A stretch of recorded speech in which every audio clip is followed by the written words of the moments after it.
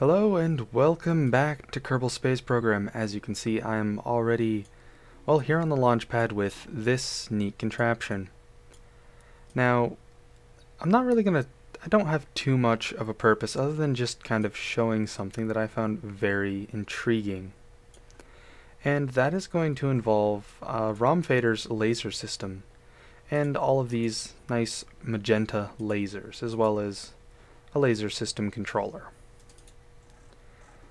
So, first thing I need to do is create two subcategories. So I'm going to open up laser system here, and I'm going to configure it. First off, I need to move one down and set it into its own group. Then I need to move a second one down. Okay, so what I was doing is I was just making so I have two groups of lasers. And these two groups are going to be this set, which are these ones on the outside, as well as the ones under the control port, and then the other group are the ones on the sides. The first group are the ones on the sides. So I can close it at that because everything's configured. Actually, I'm going to disable this highlight, so I don't need that anymore. Now what I need are subsystems. Like I said, the top one are the lasers on the sides, and you'll see that they just activated. Now we're going to tell this to hover. I'm going to add a stabilizer just to make it easier, and you'll notice we're hovering. If this is enough to make you like this laser mod, then feel free to go get it. Romfader's laser system or something very similar to it. But just note, you do need the control system to be able to point directly at the ground. If it can't point at the ground, it can't tell these lasers where they need to point. And each of the lasers needs a pretty good field of view so that they can span out all around your vessel and be able to basically keep it from falling. Now what's neat is you don't actually need fuel to run this. You'll see that all I have is electric charge, and that's all I need, is a little bit as well as some creation of it. So I'm just trying to get my orientation proper here. And you'll notice, just by tilting, now if I turn stabilizer off, this would be really weird and kind of unsteady, where I could actually roll the thing completely upside down. But with stabilizer, it doesn't let you roll any further than this. I'm currently holding down W as much as I can to make my pitch all the way, and you'll notice I can't rotate any more than this. Now, this is incredibly useful for all the KOS stuff I've been doing, because I can tell it to set its pitch to -1, which is where it's at right now, which would tell this thing to, of course, move forward. Now, in this movement, with this movement, you have zero friction. The only thing you have to really concern yourself with is air drag. And if you're in something, say the moon, there would be no drag. But this isn't the only really interesting part about this. The ability to use these lasers is kind of this flying hovercraft. What's really neat is what you can do with the second category, the second group of lasers I created. So you'll notice there are a couple of ships down here. They were being used for testing KOS to see whenever I pushed W that I'd have the second ship mimic the W push, and they would follow each other pretty well, except if I spun them too much or air resistance got to them too much, then what would happen is they'd become out of sync and just kind of drift apart. And I haven't really worked on a fix for that yet, at least not one that's reliable. So as you can see, I'm just kind of backpedaling, so most of the force goes in that direction, and it'll allow me to back up. One thing that's nice about stabilize is once you're going slow enough, it'll automatically just kind of stop you. So as you can see, I'm done kind of tampering with it, and I'm just slowing down. Now this hover, we need to open up the second one. Now the second one, we're going to tell it to lift. But what are we going to lift? Well, if we click this center button up here, or not up there, this one, then we're picking a target for these lasers. We're going to pick this ship. You'll see a nice red box there to tell us we selected it. And we're going to tell it to lift that ship. Now what we've done is create chaos, actually, haven't had it actually shake like this violently before. But anyhow, what we're doing is we're lifting this vessel. Now, what that means is we're going to try and keep it this distance away from us. Currently, we're going to try and keep it 15 away from us, and our hover height is going to be about 15 as well. So you'll notice we're kind of glued to right above it. So what happens if one of these become greater or smaller? Well, let's say we want to lift this thing and we only want it to be 5 away from us. There, 4.95. Well, this vessel is going to be forced to keep itself only 5 meters away from us. So even if we tell ourselves to lift up more, you'll notice that, again, we are now picking it up and kind of bringing it into the air with us. And of course, you can still move, you can rotate, doesn't do too much with this particular setup. But we can move this little vessel thing we're holding, and this plane is kind of forced to be dragged along with us. Now let me note, when you're doing this, the hover set, this top set that we have here that are telling us to float above the ground, they need to be able to accommodate both the mass of the leading vessel as well as the mass of the carried vessel. So if they can't accommodate for both, they won't be able to actually pick it up. Because when we use the second set of tractor beams that lift this plane, what the second set is doing is it's applying that much force to this one, and then that has to be applied through the top ones. So you need to accommodate the weight for both. And in this scenario, we can very easily. Now you'll notice that this ship does kind of, it's basically hanging by these lasers. So you can see it's kind of freely moving about its own. We're not docked to it. We're not really in control of it. And it's just kind of swinging. Now its motion will also affect us. So if we try to use this on a moving vessel, well, not everything is going to work out so well. So how about I actually switch to this plane and we start making it be troublesome.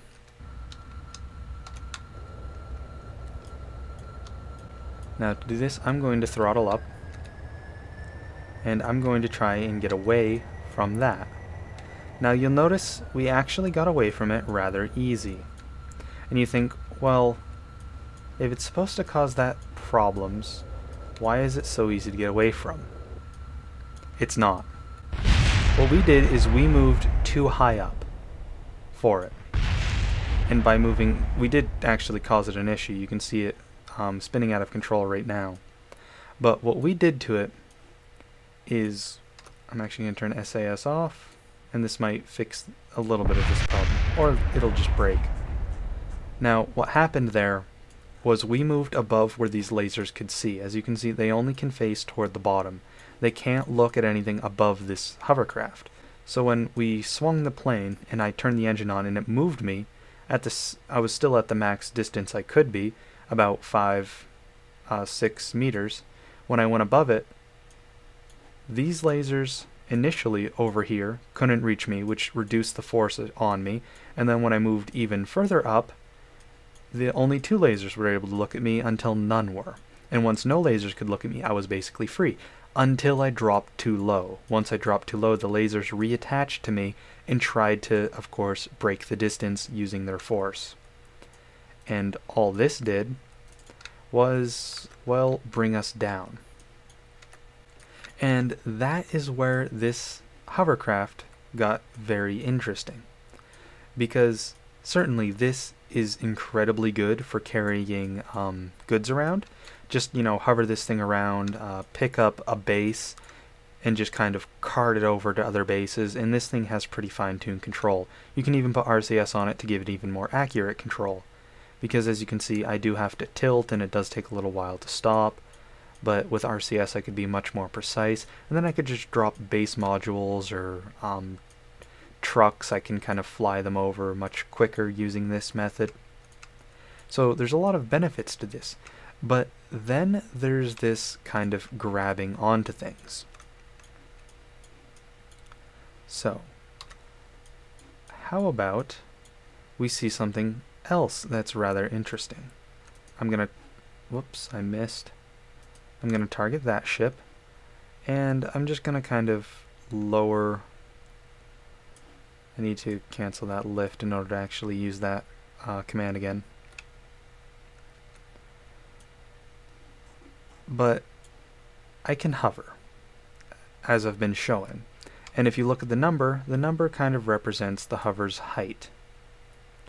What if this number were to go negative? Because currently I'm told at this very moment to hover 10 meters above the ground.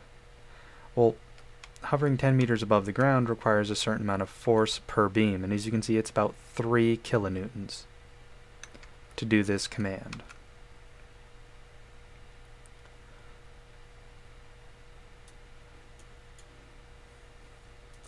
So if I turn off hover, you'll see 0 kilonewtons per beam. And if I turn it back on, whoops,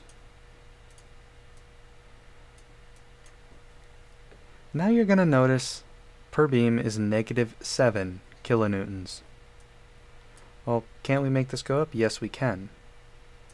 Now if you pay attention to the landing gear, you'll notice that this one is collapsing on itself. And if we keep going, we should be able to make it collapse a little bit more on itself. Maybe.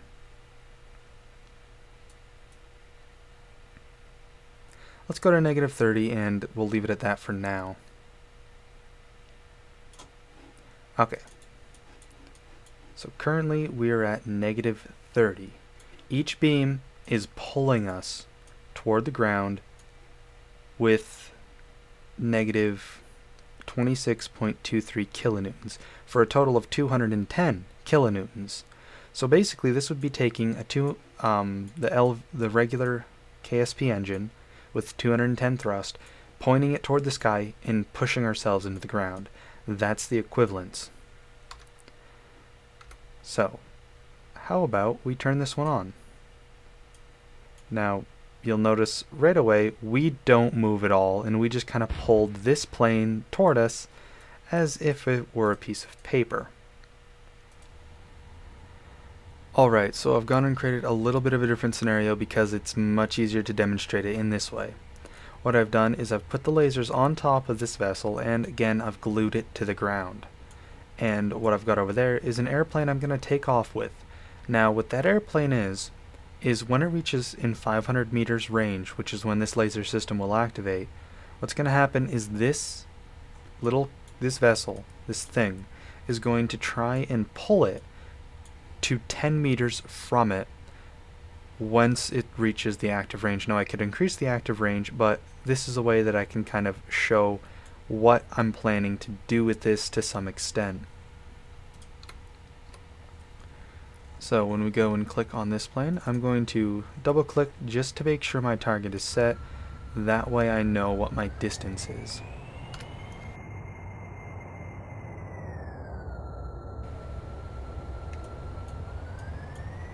Well, first off, I had just about no control once you saw the purple lights flickering, because what was happening is it was fighting against me. Now, the thing to know is that this doesn't have as much kilonewtons of force, the engine, as, say, all of those lasers, because all of these lasers are able to produce 240 kilonewtons of force, and I believe that engine is only somewhere just over 100. And of course, because this has greater force, this was able to pull, deter, overall cause problems. Capable of pulling themselves to other vessels, as you kind of saw me do. It was kind of hard to see because it happened really fast, but again, you can use it as a tractor beam, you can use it as a ground repellent to create a hovercraft, you can pick stuff up. There's a lot of uses for it. And say for whatever reason you had a platform just kind of hovering over the ground that latched onto something and suddenly pulled it really high into the sky, well, that could also be useful.